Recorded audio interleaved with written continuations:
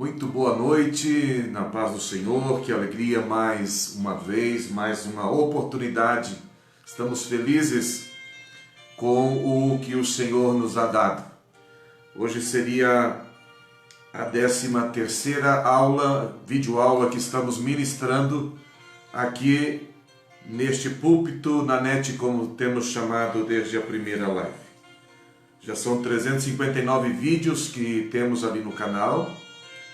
E vamos em 281 pessoas inscritas. Já é uma congregação, né? Se todas elas pudessem assistir, quando eu subir este vídeo no canal do YouTube, já estaria muito satisfeito para quem está começando esse ministério online aqui e explicando esse livro enigmático chamado Apocalipse. Hoje vamos ver capítulo 11 e vamos entender algumas coisas lindas a respeito desse capítulo 11. Se você desejar assistir às aulas anteriores, então entra no meu canal TV Carplay e você pode então ver ali as 12 classes anteriores. Também quero oferecer gratuitamente, se você se interessar por imagens, tenho 72 ilustrações do livro de Apocalipse, eu posso enviar para você gratuitamente no teu WhatsApp. Para isso, preciso que você adicione o meu WhatsApp e diga: eu quero receber essas imagens, essas ilustrações. Claro que nunca será de fato a realidade, mas os artistas tratam de dar o melhor quando criam uma imagem do que eles conseguem visualizar nas escrituras. Então o meu WhatsApp é o DDD 41 aqui de Curitiba, DDD 41, e o número é 99196 7264.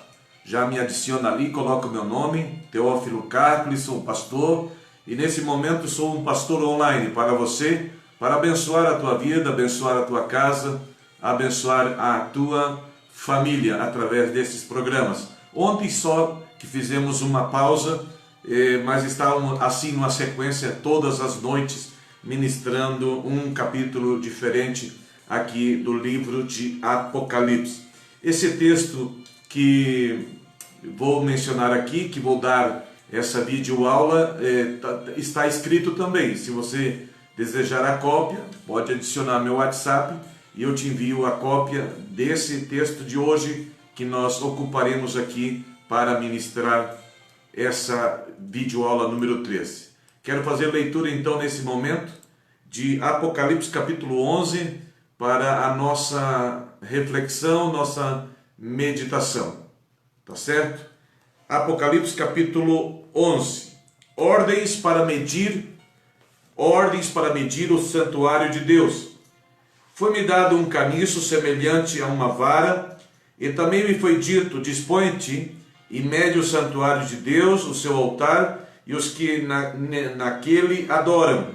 Mas deixa de parte o átrio exterior do santuário, não o mexas, porque ele foi dado aos gentios, estes por 42 meses calcarão aos pés a cidade santa.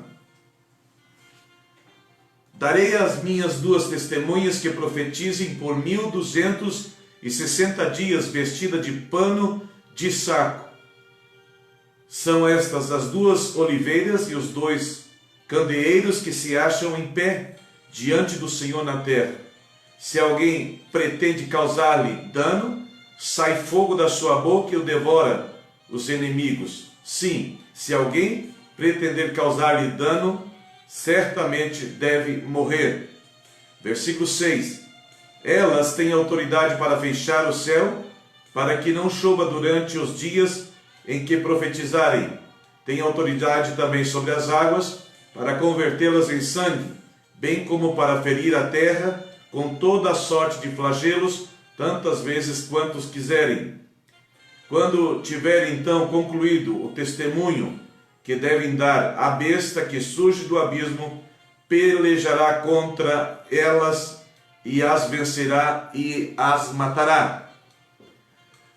Versículo 8: e o seu cadáver ficará estirado na praça da grande cidade que espiritualmente se chama Sodoma e Egito, onde também o seu Senhor foi crucificado. Então muitos dentre os povos, tribos, línguas e nações contemplarão os cadáveres das duas testemunhas por 3 dias e meio e não permitem que esses cadáveres sejam sepultados.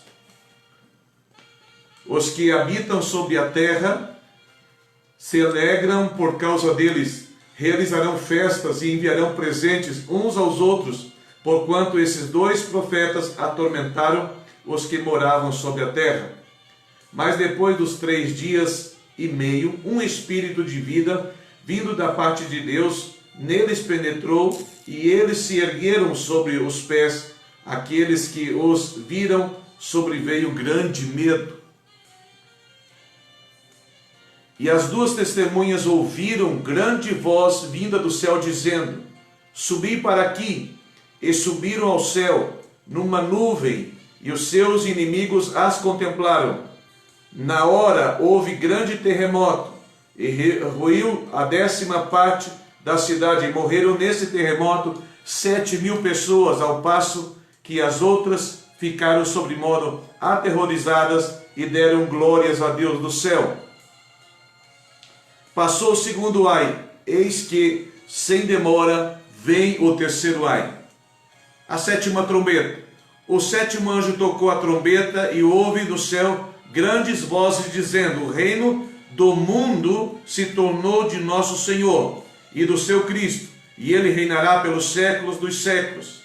E os 24 anciãos que se encontraram sentados no seu trono diante de Deus prostraram sobre o seu rosto e adoraram a Deus, dizendo: graças te damos, Senhor Deus Todo-Poderoso, que és e que eres, porque assumiste o teu grande poder e passaste a reinar. Na verdade, as nações se enfureceram, chegou, porém, a tua ira, e o tempo determinado para serem julgados os mortos, para dar o galardão aos teus servos, os profetas, aos santos e aos que temem ao teu nome, tanto aos pequenos como aos grandes, e para destruíres os que destroem a terra.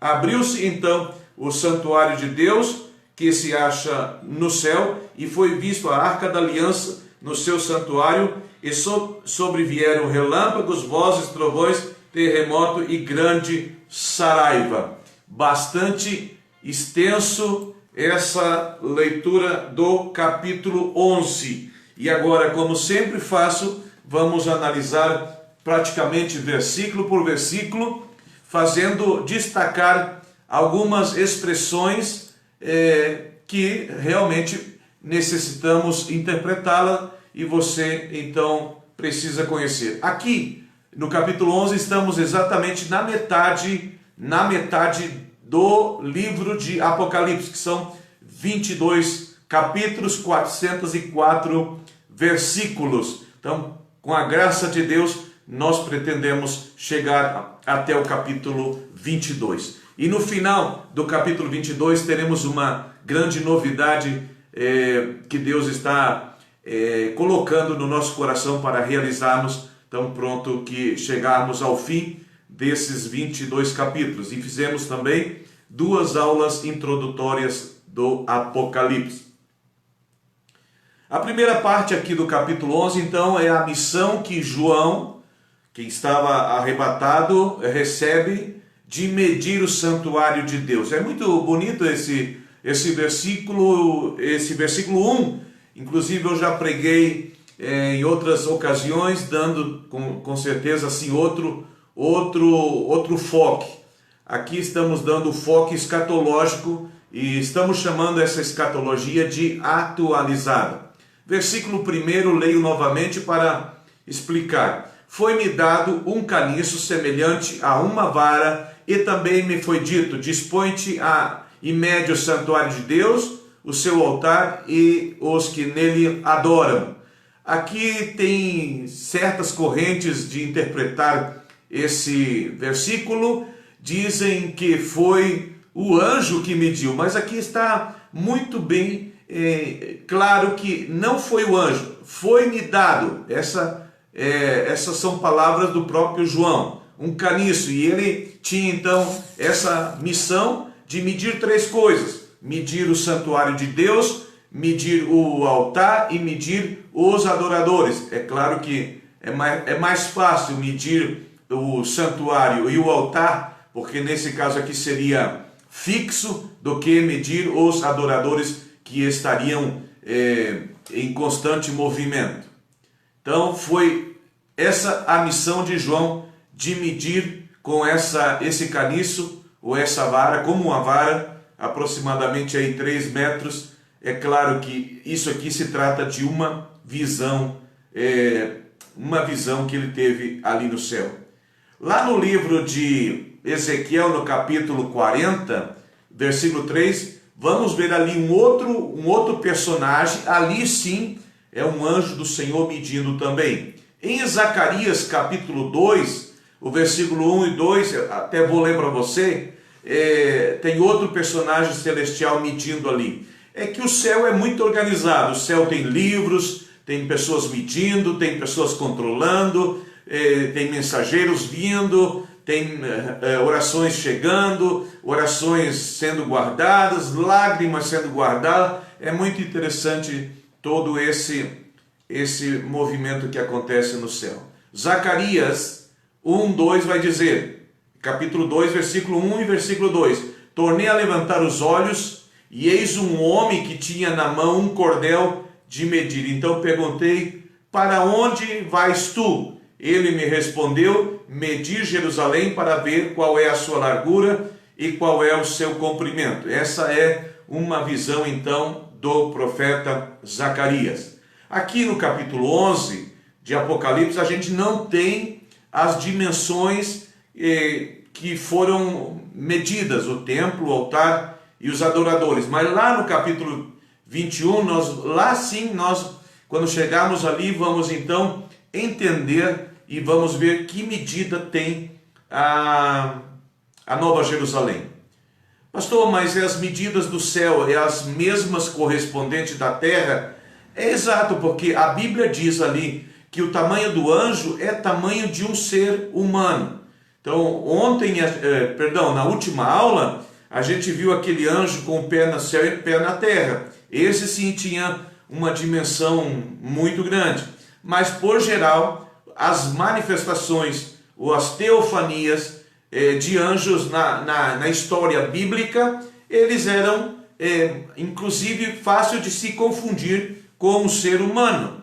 Eles permitiam lavar os seus pés, era oferecido para eles comida, tá? Alguns deles experimentou aquilo, outros tocaram com cajado, queimaram aquela comida como uma oferta para Deus e desaparece na fumaça. Então, nós vamos conhecer a realidade da Nova Jerusalém no capítulo 21 com medidas humanas.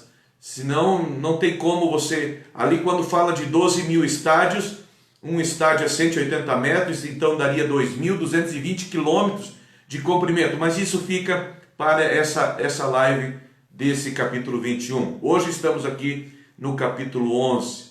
Esse santuário aqui, também tem pessoas que dizem que é a igreja, né? E Paulo fala em Efésios 2:19-21, que nós somos o templo do Espírito Santo. Pedro também fala isso. 1 de Pedro 2:5. Esse santuário aqui não é o templo em forma de igreja, não é nosso, mas é o templo do terceiro milênio. É impressionante que a gente de vez em quando ouve algumas notícias de que materiais já estão sendo preparados para a construção desse terceiro templo ali em Jerusalém. Os 2 primeiros templos foram destruídos, certo? Então, com a chegada da grande tribulação, com a chegada do anticristo, que possivelmente será um judeu, tá? Ele permitirá que esse terceiro templo seja construído ali no monte, onde está hoje aquela mesquita na cúpula ali, aquela cúpula de ouro que a gente vê, tá certo? Então não é a igreja, senão que é o terceiro templo, o templo do milênio. Daniel vai falar sobre isso, Daniel 9:27. Ele fará firme, o anticristo, fará firme aliança com muitos por uma semana, com o mundo inteiro, inclusive com Israel. Ele fará firme aliança com muitos por uma semana. Essa semana aqui representa 7 anos. Na metade da semana, na metade dos 7 anos, 3 anos e meio, fará cessar o sacrifício. Ele mesmo vai permitir que o templo seja reconstruído, ou seja construído, o terceiro templo, que volte todos aqueles serviços ali do Antigo Testamento, sacrifício, oferta, inclusive vestimenta de sacerdotes e tal. E depois, na metade dessa semana, na metade dos 7 anos, que são 3 anos e meio, o anticristo fará cessar o sacrifício e a oferta de manjares. Aí é onde que os judeus vai ficar assim, irritado com ele, e vai romper o acordo que eles haviam feito. Sobre a asa das abominações virá o assolador. Esse é o anticristo. Até que a destruição que está determinada se derrame sobre ele. No final da grande tribulação, então, haverá aquela guerra, e ele será lançado dentro do lago de fogo com os seus servos, os seus seguidores. Enfim, e Satanás também será amarrado ali por 1000 anos, e será estabelecido então o reino milenial de Cristo na terra, 1000 anos de demonstração do verdadeiro governo, do verdadeiro reino, Cristo administrando as nações e a sua igreja também com ele. Lembra em aulas passadas que eu falei que possivelmente o anticristo seja um judeu da tribo de Dan, porque não mencionaram o nome da tribo de Dan quando falava ali dos 144 mil, 12 mil de cada tribo, só não aparecem os 12 mil da tribo de Dan. Talvez seria esse o motivo, porque o anticristo possivelmente viria da tribo de Dan. E foi a tribo de Dan também que introduz a idolatria em Israel desde muito cedo. Então essa tribo ficou fora da listagem, fora da oportunidade de fazer parte daqueles 12 mil que servirão a Cristo como mensageiros ali durante a grande tribulação. Daniel 11:31 vai falar: deles sairão forças que profanarão o santuário do anticristo, a fortaleza nossa, e tirarão o sacrifício diário, estabelecendo a abominação desoladora. Então, vai cessar o sacrifício. Lembra que no Antigo Testamento era um vespertino e um matutino e um vespertino, o sacrifício.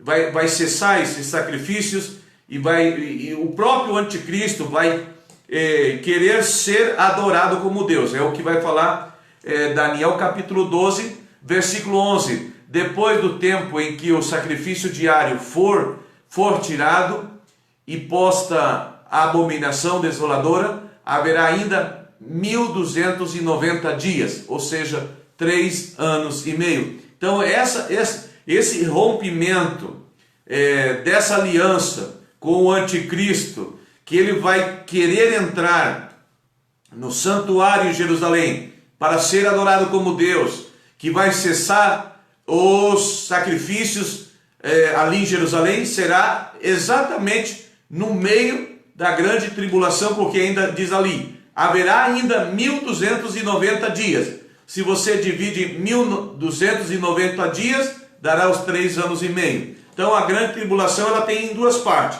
A primeira parte, 3 anos e meio, de uma aparente paz, e depois então 3 anos e meio, aonde vai ser coisas assim horríveis que acontecerão, principalmente contra Israel, e principalmente também com aqueles que não subirem no arrebatamento da igreja, e com toda a terra que estará sujeita ao governo do anticristo, com aquelas restrições. Só pode comprar se tiver o seu selo, só pode comprar se tiver o seu número, só pode comprar se tiver a sua marca. Então é algo muito cruel. Tessalonicense, olha só, capítulo 2, versículo 4 vai dizer assim: o qual se opõe e se levanta contra tudo que se chama Deus e é objeto de culto, a ponto de assentar-se no santuário de Deus, ostentando-se como fosse o próprio Deus. Um momentinho.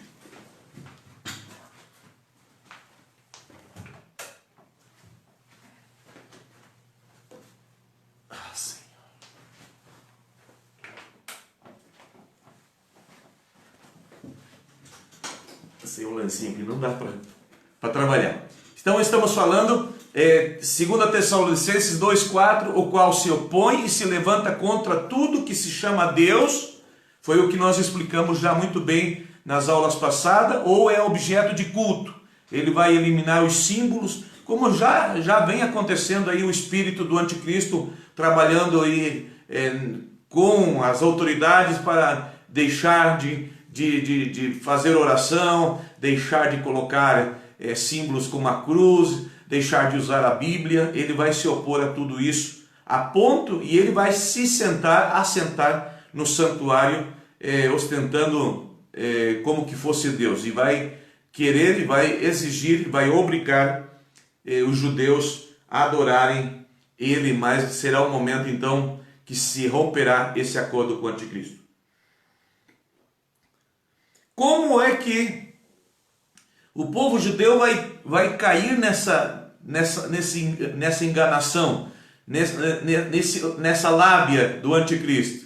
Primeiro, a Bíblia diz que Jesus veio para os judeus e os judeus não o receberam, acabaram crucificando. Então eles estão esperando hoje, na atualidade, que apareça o seu Messias, apareça o seu Cristo, apareça e cumpra com as promessas. E quando aparecer esse Cristo, não será o Cristo verdadeiro que já veio, já mataram, já crucificaram, já ressuscitou. Será o anticristo, né? E ainda mais se esse anticristo for da linhagem do povo judeu, com maior razão. Vai ser um personagem humano com muitos poderes e que vai trazer solução global para o mundo, tanto na saúde, quanto na economia, quanto no emprego, quanto em tudo. Ele vai solucionar, vai eliminar as fronteiras, vai ser moeda única. E aí o judeu vai dizer: esse é o Cristo que nós estamos esperando. Vamos fazer aliança com ele. Ele vai permitir a construção do terceiro templo.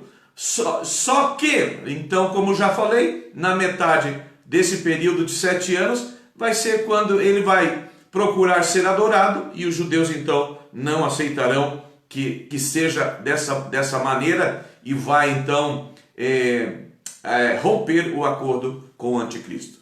Estamos falando aqui que João recebe a missão de medir, tá certo?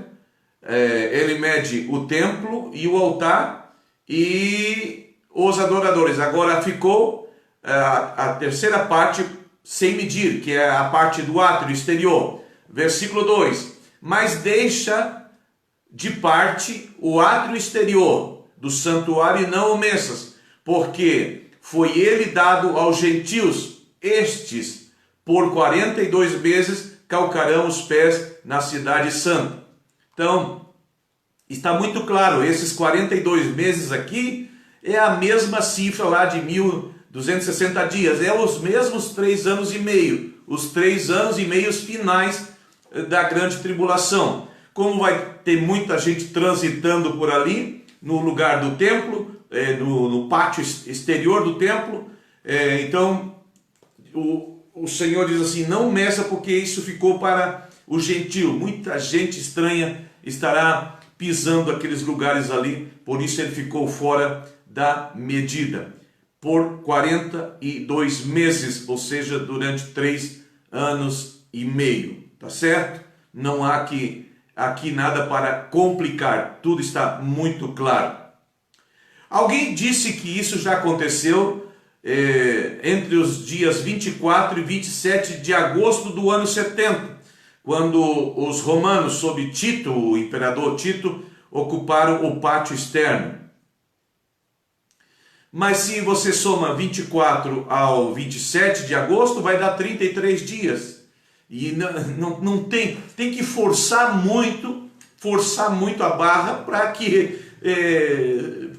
tenha essa interpretação, para que funcione essa interpretação. O que nós estamos ensinando durante todo esse curso de escatologia, a gente não está forçando nada.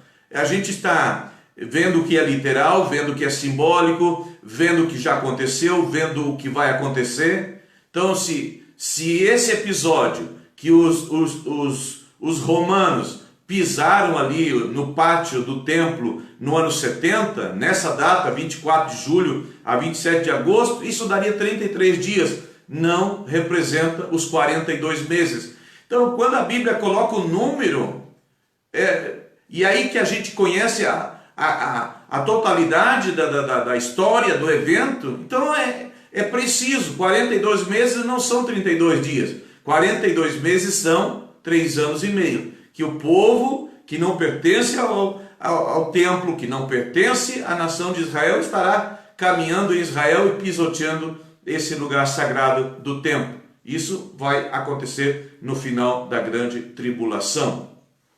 Então não podemos colocar data. Os adventistas que têm esse costume de colocar data. Data em esses eventos escatológicos, inclusive data também para o regresso de Jesus Cristo. E nunca deu certo as datas que eles colocaram. O Senhor pode vir a qualquer momento e nós, como igreja, temos que estar preparados. Outros ainda acreditam que esse tempo de 3 anos e meio, deixa eu apagar uma letra aqui que está demais, é aquele período da profanação do templo por Antíoco IV no ano 167 a 164 a.C. Também não encaixa, porque o que daria ali? Daria os 3 anos, mas essa profanação através desse personagem, Antíoco IV, aconteceu 167 a 164 anos antes de Cristo. Não tem relação com a grande tribulação, como nós estamos ensinando. Logo aqui no versículo 3, vai aparecer então as 2 testemunhas, vou ler. Darei as minhas 2 testemunhas que profetizem por 1260 dias, vestidas de pano de saco. Então, quando que vai aparecer na grande tribulação as 2 testemunhas? Exatamente na metade, porque elas vão profetizar durante 3 anos e meio, ou durante 42 meses, ou durante 1260 dias. Essas três medidas é a mesma. 42 meses, 1260 dias, ou 3 anos e meio, são as mesmas datas, são os mesmos períodos. Então não tem como se equivocar. É da metade para o final.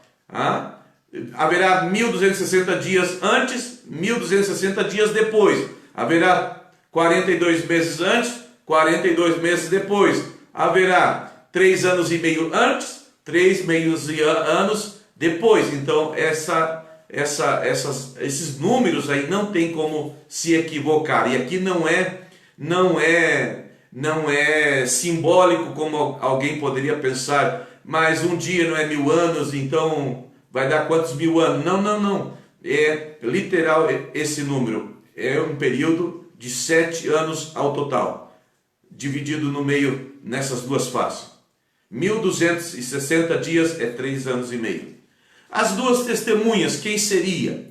Possivelmente seja Moisés e Elias, porque pelos sinais que eles vão fazer durante os 1260 dias. Teria uma terceira opção que seria Enoque, porque Enoque, a Bíblia não registra a sua morte. Enoque andou com Deus e Deus o arrebatou. Elias não viu a morte também. Ele foi arrebatado num redemoinho. Veio um carro de fogo e separou Elias de Eliseu, mas ele não foi levado ao céu num carro, ele foi levado ao céu num redemoinho.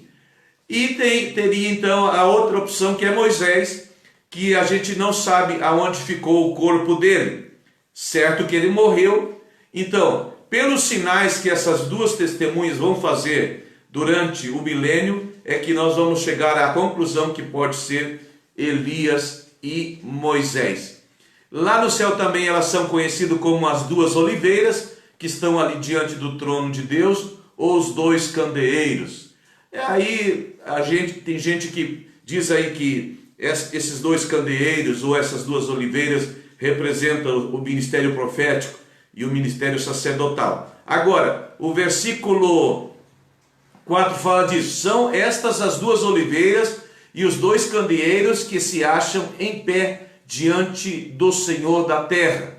Tá? E o versículo 5. Olha só como vai dar para entender claramente aqui que é Moisés e Elias. Se alguém pretende causar-lhes dano, sai fogo da sua boca. Na capa desse vídeo eu consegui uma ilustração exatamente de dois personagens vestidos de pano de saco e saindo fogo da sua boca. Uma imagem muito bonita, um desenho muito bonito. E quem foi que devorou os inimigos quando o rei mandou buscar? O capitão e aqueles 50. Elias estava no monte e eles diziam: homem de Deus, desça. O rei estava querendo levar ele preso. E ele dizia assim: se eu sou homem de Deus, que desça fogo do céu, consuma você, o capitão, e os 50. Pá! Descia fogo do céu e consumiu aqueles 50 soldados e aquele capitão. Logo o rei envia uma segunda embaixada, um segundo pelotão, um segundo grupo de soldados de 50 e mais um capitão.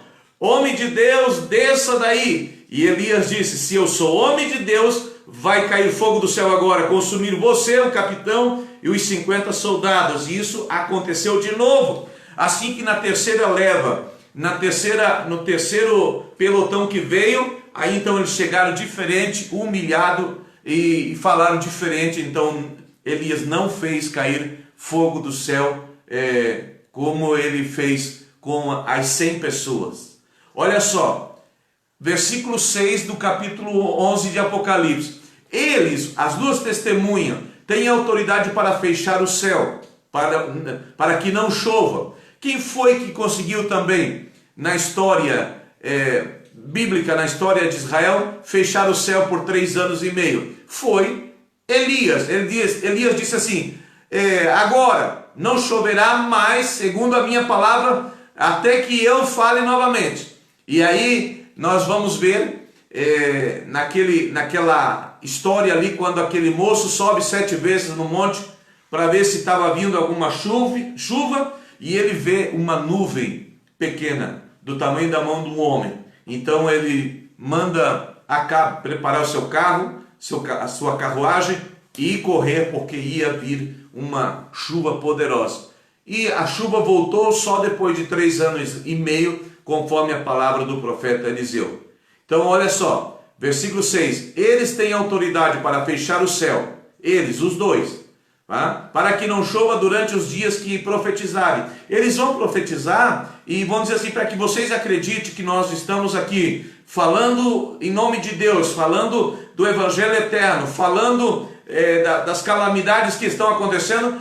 Essa semana, esse mês, esses 2 meses, esses 3 meses, não sei quanto, não vai chover uma gota. E não vai chover, porque eles terão esse poder. São 2 testemunhas de Deus que baixarão do céu, porque elas estão lá agora, descerão do céu para profetizar ali, principalmente em Jerusalém. E muitos vão ser atormentados por causa, na sua consciência, por causa desse testemunho, dessas 2 testemunhas. Tem autoridade sobre as águas.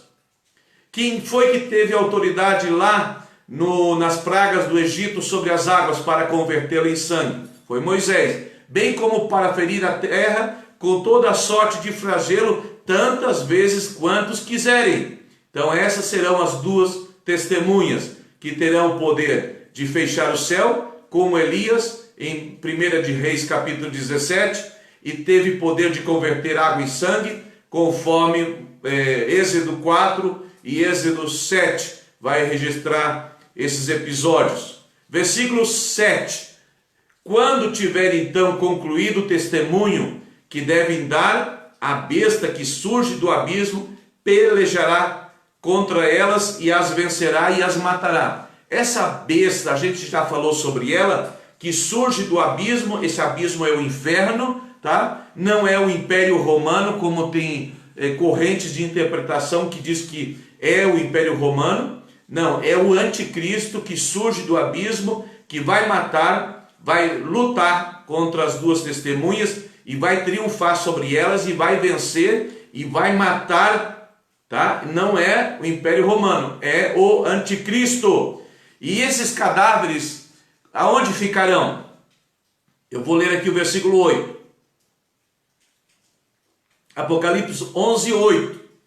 E o seu cadáver, ou o cadáver dessas duas testemunhas, ficará estirada na praça da grande cidade, que espiritualmente foi chamada de Sodoma e Egito, mas também é a cidade onde foi crucificado o seu Senhor. Que cidade é essa que foi crucificado o Senhor? Jerusalém. Qual é a cidade mais importante na época da grande tribulação? Jerusalém. É dali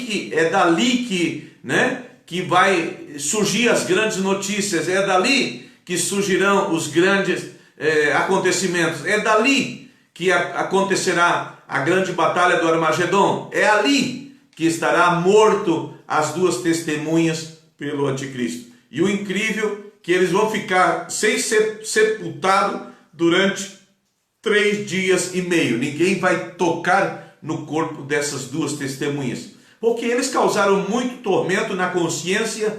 Eles lembraram a humanidade toda das obras, dos benefícios, das chances, das oportunidades, e o povo simplesmente fez que não entendeu, fez que não obedeceu. Então haverá, por causa disso, esse tormento causado pelas testemunhas. Versículo 8, já li, e o seu cadáver ficará estirado na praça ali em Jerusalém. Versículo 9, então muitos dentre os povos, tribos, línguas e nações contemplarão os cadáveres das duas testemunhas. Com certeza será televisionado, com certeza será passado, vai ter câmeras em tempo real, mostrando esses corpos, esses 2 corpos mortos ali na cidade de Jerusalém. Será uma transmissão em direto para todo mundo, através dos mecanismos, quem sabe, que o anticristo terá para se dar a conhecer, para dar as notícias, para dar suas determinações. Creio que será ocupado a tecnologia 5G, via satélite, via internet. O mundo inteiro vai presenciar que essas duas testemunhas que estavam atormentando a consciência do povo que está vivo na terra, eles vão presenciar que esses cadáveres estão estirados ali na praça de Jerusalém por 3 dias e meio. Versículo 10. E os que habitam sobre a terra se alegraram por causa deles, realizarão festas e enviarão presentes uns aos outros, porquanto esses 2 profetas atormentaram os que moram sobre a terra. Então olha só, o povo vai fazer festa, vai enviar presente. Nossa, que bom, acabou, morreram. Eles profetizavam, eles faziam aqueles sinais todos, eles faziam aqueles flagelos todo, eles atormentavam com fogo, com sangue, a água convertida em sangue e outros flagelos mais que a Bíblia não revela. Então, quando eles morrerem, a humanidade vai sentir assim: ai, que alívio! E vão fazer festa pela morte das duas testemunhas que ficarão sem ser sepultadas durante 3 dias e meio. Mas olha só como a Bíblia é precisa. Mas, versículo 11, depois dos 3 dias e meio, um espírito de vida, vindo da parte de Deus, neles penetrou, tá? E eles vão ressuscitar. E eles se erguem sobre os pés, eles ressuscitam, como Jesus ressuscitou. E aqueles que viram, sobreveio grande medo. Essa notícia vai estar em todas as mídias sociais, em todos os canais de televisão, em todas as redes de televisão do mundo. Na rede principal do anticristo vai ser televisionado e mostrado que eles entraram vida neles, eles ressuscitaram como Jesus e vão desaparecer, porque uma voz muito forte, uma voz muito grande vai chamar, como chamou João, quando João estava ali na ilha de Patmos e foi arrebatado. No capítulo 4 de Apocalipse, João ouve essa voz também, dizendo: subi para aqui. E essas duas testemunhas subirão então para estar ali no céu agora, ressuscitado. Que maravilhoso, que acontecimento glorioso. Nós não presenciaremos, porque nós não estaremos aqui durante a grande tribulação. Apenas aquelas pessoas que estarão vivendo aqui, tá? Versículo 11, mas depois dos 3 dias e meio, um espírito de vida vindo da parte de Deus neles penetrou, e eles se ergueram sobre os pés, e aqueles que os viram sobreveio grande medo, aqueles que estavam vivos na terra, tá? Então as duas testemunhas vão ressuscitar. Versículo 12, e as duas testemunhas ouviram grande voz vinda do céu, dizendo: subi para aqui. E subiram ao céu numa nuvem, como Jesus também foi, né, ocultado por uma nuvem. Também essas duas testemunhas subirão para o céu, ocultos nessa nuvem. E os inimigos as contemplarão de toda a terra, com certeza, de todo o planeta Terra, já que será televisionado, já que será mostrado via satélite esse grande acontecimento da ressurreição dessas duas testemunhas. Por que haverá tanta alegria? Porque eles sofreram por causa das profecias dessas duas grandes testemunhas. Versículo 13, naquela hora que eles ressuscitarem, que eles voltarem para o céu, haverá então um grande terremoto, e vai ruir a 10ª parte da cidade de Jerusalém, e vão morrer nesse terremoto 7.000 pessoas. É o que está registrando aqui Apocalipse 11:13. Ao passo que outras pessoas ficaram sobremodo aterrorizadas e deram glória a Deus do céu. Muita gente vai ser salvo durante a grande tribulação. Como eu já expliquei em aulas anteriores, que elas chegarão no final da grande tribulação, uma multidão muito grande de diferentes povos, línguas, tribos e nações, trazendo uma palma branca, uma flor branca na sua mão, símbolo de vitória, porque eles triunfaram, eles venceram, eles conseguiram escapar da grande tribulação, enquanto que outros morrerão, tá certo? O grande terremoto em Jerusalém, então, vai ruir uma 10ª parte da cidade, e 7.000 pessoas mortas. É muita gente morta nesses 10% da cidade. Mas está escrito, assim vai acontecer. Isso aqui é o segundo ai, tá? O segundo ai registrado aqui. Versículo 14, passou o segundo ai. Eis que sem demora vem o terceiro ai, é que nós vamos ver nas próximas aulas. O segundo ai, o tormento, a dor do segundo ai é causado pelas duas testemunhas que vão falar de Deus, que vão falar de juízo, que vão falar do céu, que vão falar da salvação, que vão recordar tudo aquilo que os homens rejeitaram, tudo que aquilo vão condenar a atitude dos homens, a sua liviandade, a sua libertinagem, todos os seus pecados serão condenados pelas duas testemunhas. Haverá pessoas se arrependendo, mas a grande maioria não se arrependerá, ainda mesmo assim, com o testemunho desses dois servos do Senhor. Tá certo? Este episódio acima, então, é o segundo ai, falta o terceiro ai. O tormento do segundo ai é devido ao testemunho que eu disse aqui, que possivelmente era Moisés e Elias, essas duas testemunhas. Virá agora, na continuação dos versículos 15 ao 19, o toque da 7ª trombeta, e é um interlúdio, ou seja, um intervalo de adoração que a gente viu nos outros episódios também, esse interlúdio ali, quando foi aberto os 7 selos. Agora aqui na 7ª trombeta haverá novamente um período de adoração. Somente isso. o sétimo anjo tocou a trombeta, versículo 15, e houve no céu grandes vozes dizendo: o reino do mundo se tornou de nosso Senhor e do seu Cristo. Então esse é o louvor. E ele reinará pelos séculos dos séculos. Ele vai reinar quantos séculos? 10 séculos, 1000 anos. Cada século de 100 anos. É um período muito bom, um período bastante grande, onde Cristo regirá as nações com vara de ferro, porque as nações seguirão existindo, né? Aquelas que adoraram Satanás, aquelas que receberam a marca da besta, elas todas morrerão, porque não entrará ninguém no milênio que adorou Satanás, que aceitou a marca da besta. Eles vão ser mortos todos.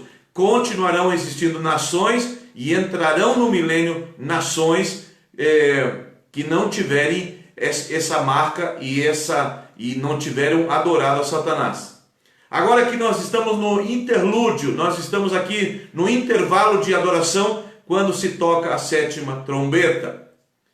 Versículo 16: e os 24 anciãos que se encontravam sentados no seu trono, são 24, diante de Deus, prostraram sobre o seu rosto e adoravam a Deus, pelo evento que acaba de acontecer, pela morte das duas testemunhas, mas principalmente pela ressurreição delas, e elas voltam para o céu triunfante por haver sido ressuscitada.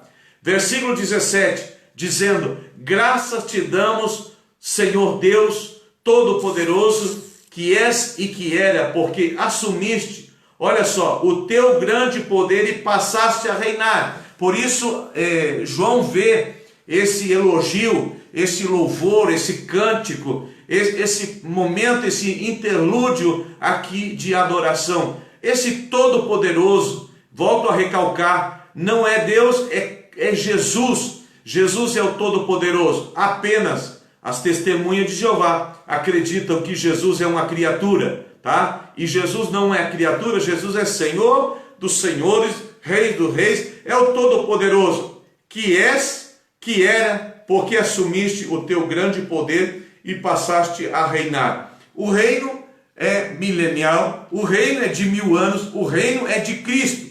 Será um reino aqui na terra. Mas quando a Bíblia fala em reino dos céus, reino da terra, o evangelho, o que é? É isso aí, o evangelho é o reino de Deus, que nós já estamos desfrutando, que nós estamos vivendo, que nós estamos anunciando, que Jesus veio anunciar, que João Batista começou a anunciar, dizendo que o reino de Deus havia chegado. Era Jesus, era o evangelho chegado na terra, tá? Estava próximo deles. E é o que nós continuamos anunciando, o evangelho do reino.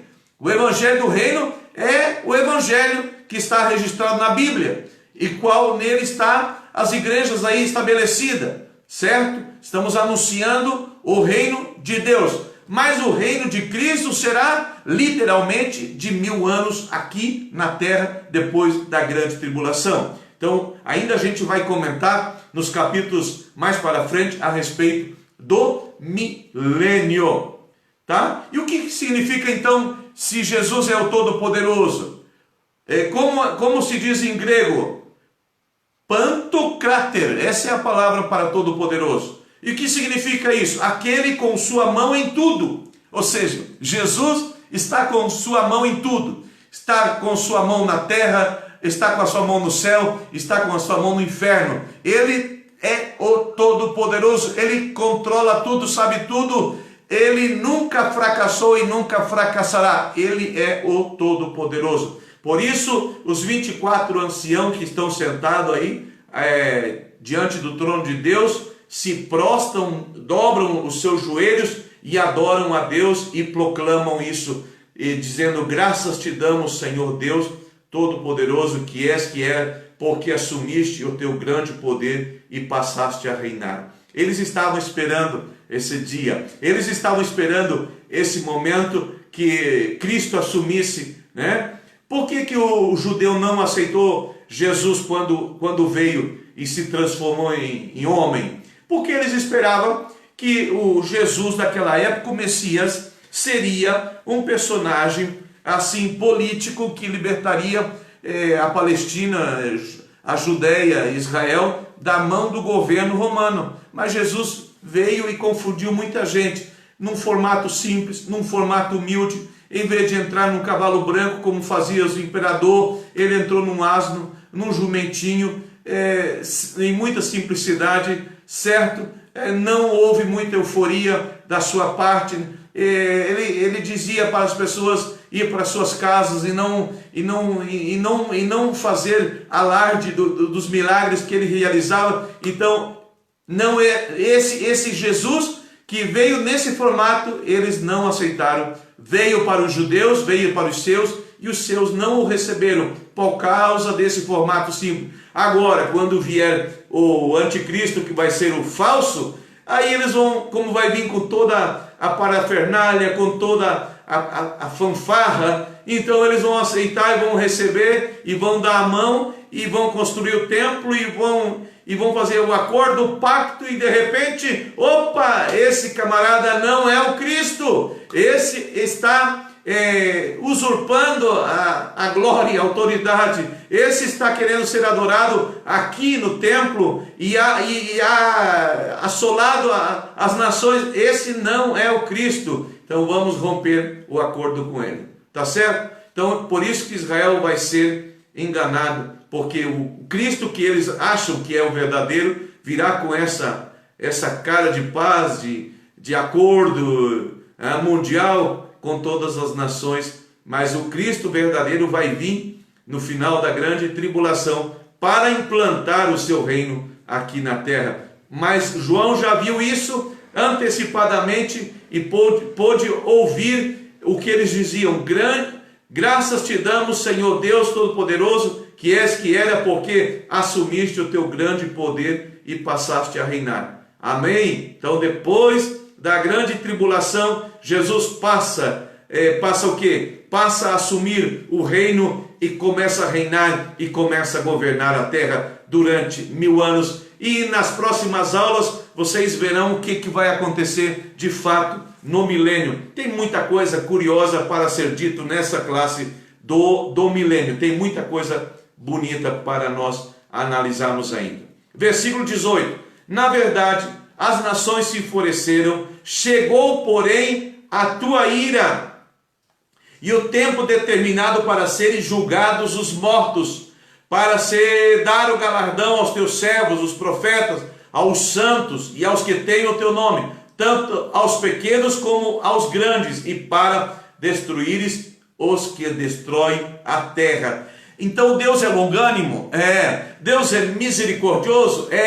O que é longânimo? Como que eu explico? É a largura do ânimo, um ânimo super longo, super espaçoso, longânimo. Mas chegará um dia que vai terminar a longanimidade, vai terminar a misericórdia, vai terminar a paciência de Deus, vai terminar a bondade de Deus, e Ele então já tem reservado no céu. As nossas orações estão registradas ali, as orações dos mártires estão registradas ali. Eles estão dizendo: Senhor, até quando que nós vamos ficar esperando a vingança do nosso sangue, a vingança da nossa tortura, a vingança do nosso sofrimento? E Deus diz assim: um momentinho, aguarde, mas vai chegar o dia em que será derramado o meu juízo sobre a terra, a minha ira sobre os habitantes da terra, porque Deus, nesse período agora que nós estamos vivendo, em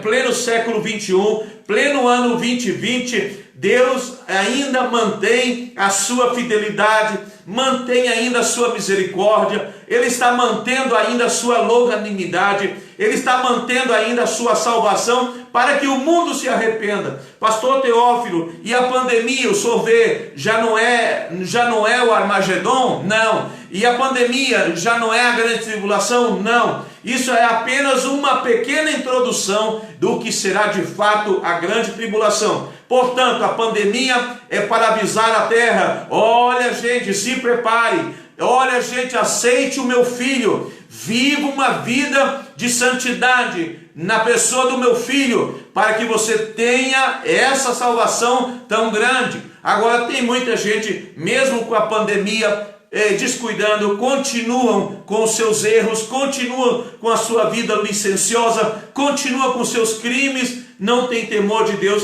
Então vai chegar um momento que essa bondade do Senhor se terminará, essa oportunidade de salvação se fechará, como aconteceu na arca de Noé, quando Deus foi quem fechou a porta da arca por fora, e aí ninguém mais entrou. Quem sabe muita gente se agarrou ali nas paredes por fora, mas como a arca era semelhante a um grande barco, um grande navio, com o movimento das águas e as ondas açoitando a arca, com certeza derrubou todas as pessoas que estavam agarradas ali por fora da arca. Somente 8 pessoas se salvaram. E Noé falou isso durante 120 anos, vai vir um dilúvio. Vai vir um dilúvio, essa terra vai ser destruída, tem que entrar nessa embarcação.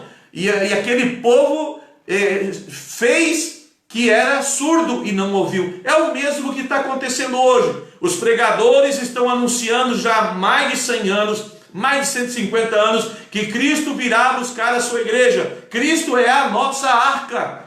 E quando ele vier buscar a sua igreja, pronto, essa porta se fechará e aí não terá mais salvação. Quem se salvou, se salvou. Quem não se salvou, vai passar pela grande tribulação.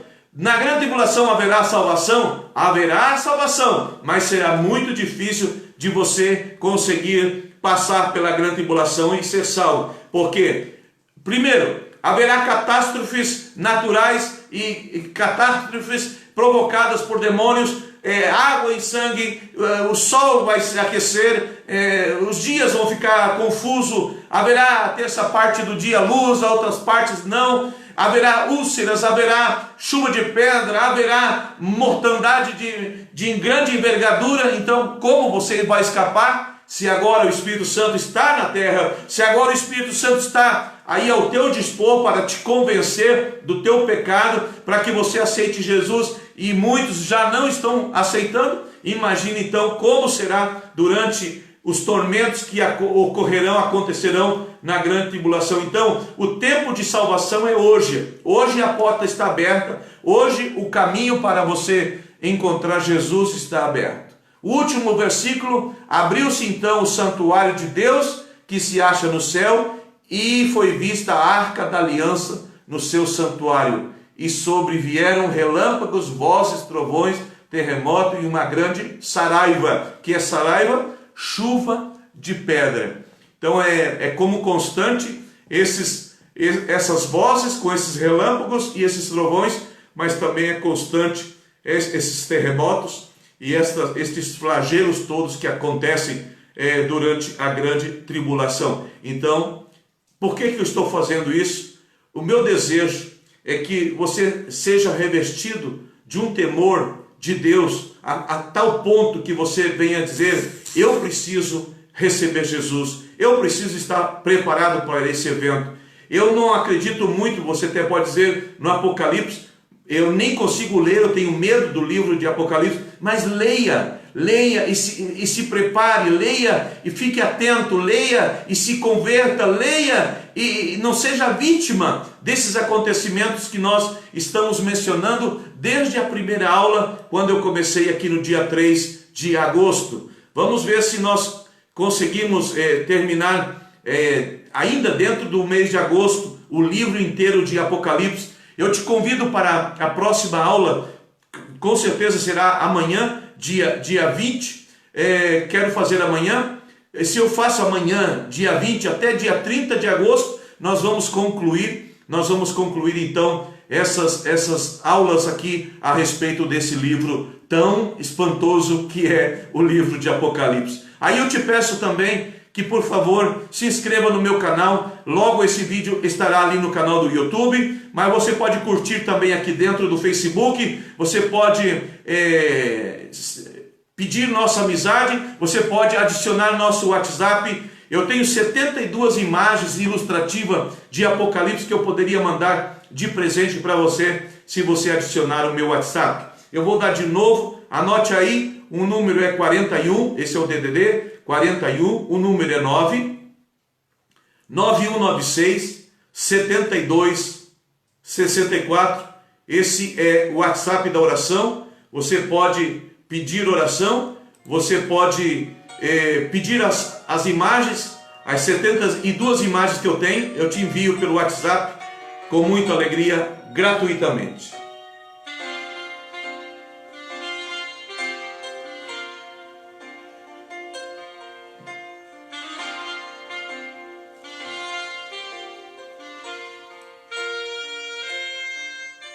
Eu quero orar por você nesse momento.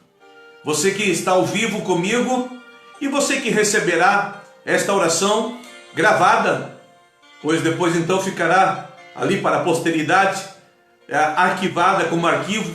Igual maneira você vai ser abençoado. Amado Deus, nós entramos na Tua presença nesta hora, através desse canal, Senhor, de comunicação, onde estas aulas estão sendo gravadas, onde tem pessoas, Senhor, compartilhando, pessoas comentando, pessoas aprendendo, pessoas que estão ficando preocupadas, mas isso é bom, porque levará elas a tomar uma atitude, levarão elas a tomar uma decisão de conhecer aquele que é o autor da vida, aquele que foi sacrificado por nós ali na cruz do Calvário, aquele que vive pelos séculos dos séculos, aquele que há de reinar sobre essa terra num período de 1000 anos, depois da grande tribulação, aquele que prometeu voltar para buscar a sua igreja. Sim, Senhor, nós somos a tua igreja. Não estamos falando de um templo. O templo, muitos dos templos estão com as suas portas fechadas, mas nós estamos aqui com a porta aberta da internet, nesse púlpito, nesse culto, nessa pregação online. Eu estou sendo, Senhor, o pastor online para muitos que estão buscando através desta programação a minha oração, aqueles que deixarão seu pedido de oração, aqueles que vão adicionar o meu WhatsApp, Senhor, para pedir as 72 ilustrações que eu estou mandando de graça, e também, Senhor, o texto que eu escrevo a cada live. Senhor, abençoa, dá-nos uma noite e uma semana, estamos, Senhor, no meio da semana. Pai Santo, queira abençoar cada vida que está assistindo, que colocou esse propósito de acompanhar. Senhor, estamos na 13ª videoaula, que eles tenham força, coragem e tempo suficiente para acompanhar, Senhor, tudo que estamos ministrando, que possa cair, Senhor, isso em boa terra, em bons corações. Sim, meu Deus, abençoa essa família, essa pessoa que está desesperada, que está enferma, que está cansada, que está estressada, que está, Senhor, exausta. Renova as suas forças, renova as suas alegrias.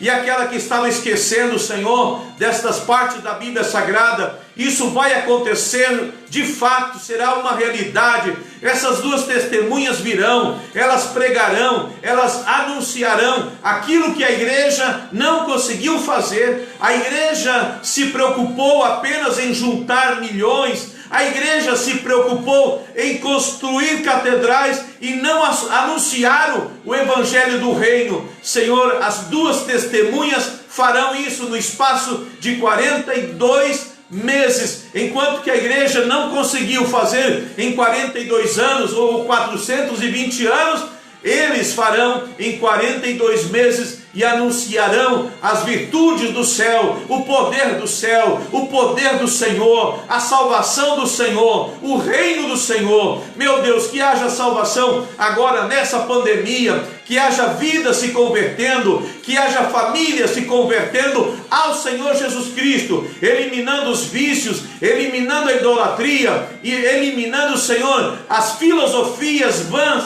e aceitando esse verdadeiro evangelho que transforma. Aleluia. Eu oro, Pai, e abençoo essas vidas que estão conectadas agora, em nome de Jesus. Amém e amém, Senhor.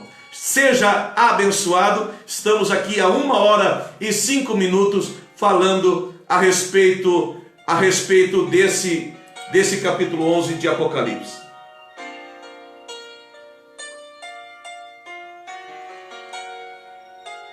Prometo voltar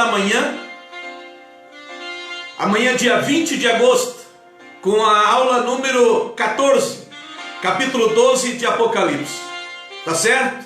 Se você quer anotar o meu WhatsApp, volte um pouquinho o vídeo para trás e você vai conseguir ver o meu número. Faça o seu comentário, compartilhe essa live. Tá certo? Um abraço. Deus abençoe.